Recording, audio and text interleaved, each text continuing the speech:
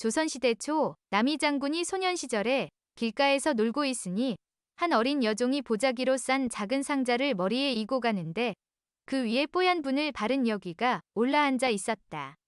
그런데 이 여기는 다른 사람의 눈에는 보이지 않고 나미의 눈에만 보이는 것이었다. 이에 나미가 그 여종의 뒤를 따라가 보니 어느 재상댁 높다란 소슬대문 안으로 들어가는지라 그 집 앞에서 서성거리고 있었다. 얼마쯤 지나자 갑자기 재상댁에서 사람들 울음소리가 크게 들리고 집안이 온통 소란해졌다. 그리하여 밖으로 나온 종에게 물었다. 이 댁에 무슨 일이 있기에 갑자기 이토록 울음소리가 진동을 하는 거요? 무슨 큰일이라도 생겼소? 우리 집 작은 아씨가 갑자기 숨을 거두는 바람에 온통 난리가 났습니다요. 그러자 나미는 앞서 그 여기의 소행으로 짐작하고 안에 들어가 이렇게 전하라고 일렀다. 내가 집 안으로 들어가면 낭자가 살아날 수 있을 것이요. 곧 여종은 안으로 들어가 안방마님에게 그대로 전했다.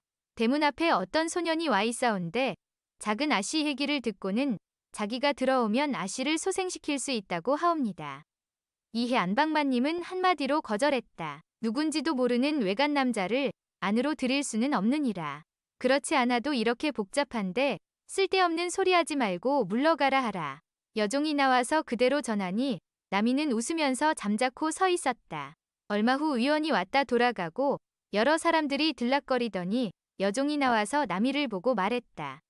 안방마님께서 진정 우리 아씨를 살릴 수 있다면 집 안으로 들어오라 하셨사옵니다. 어서 안으로 드시지요. 이에 나미가 여종을 따라 들어가 죽은 낭자를 보니 앞서의 그 여기가 낭자의 가슴 위에 걸터 앉아 있는데 나미를 보고는 얼른 달아나 버리는 것이었다.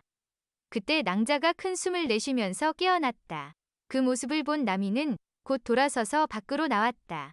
그런데 다시 집안에서 울음소리가 나고 앞서 그런 것처럼 낭자가 숨이 막혀 죽었다는 것이었다. 이에 나미가 급히 안으로 들어가니 역시 그 여기가 낭자의 가슴 위에 걸터 앉아 있다가 얼른 달아나 낭자는 또한 숨을 크게 쉬면서 깨어났다. 그래서 나미가 물었다. 조금 전 이 댁의 어린 여종이 보자기로 싼 상자를 머리에 이고 가던데 그 속에 뭐가 들어 있었는지요? 이 물음에 나이든 여종이 그것은 홍시라면서 낭자가 펼쳐서 제일 먼저 먹는 순간 갑자기 숨이 막혀 그대로 쓰러지더라고 설명해 주었다. 이에 나미는 아까 길가에서 그것을 머리에 이고 갈 때 보니 분을 바른 여기가 올라앉아 있었다고 말해주고 그 여기가 낭자의 가슴 위에 앉아 있었다는 이야기도 들려주었다. 그리고는 집안 사람들과 의논해서 귀신을 쫓는 약을 구한 뒤 낭자를 완전히 소생시켰다. 이 재상댁은 바로 좌의정 권람의 집이었다. 재상이 그 말을 듣고 신기하게 여기면서 나미가 자신의 딸과 인연이 있다고 믿어 두 사람을 혼인시키기로 마음먹었다. 그리하여 부인에게 어떠한지 점을 쳐보라고 하자 곧 점쟁이를 불렀는데 점쟁이는 이렇게 대답했다. 이 소녀는 제명에 죽지 못하고 장차 죄를 지어 벌을 받고 죽음을 당할 운수를 가지고 태어났습니다. 그 운명은 피할 길이 없습니다. 이에 부인은 걱정을 하면서 자기 딸의 점을 봐달라고 했다. 그러자 점쟁이는 한숨을 쉬면서 천천히 말했다. 따님은 명이 아주 짧고 자식도 없습니다. 그러나 사는 동안은 복록을 누릴 것이며 남편이 화를 당하기 전에 세상을 떠나니 그 소년과 혼인을 시켜도 무방하옵니다. 그리하여 재상댁에서는 딸이 얼마 후 죽을 것을 예측하고 또한 앞서 여기에 의해 죽었던 이를 상기시키며 결과를 지켜보기로 하고 나미와 혼인을 시켰다. 이후 나미는 17세에 당당히 무과의 장원 급제했고 그 용기가 뛰어나 아무도 따를 자가 없었다.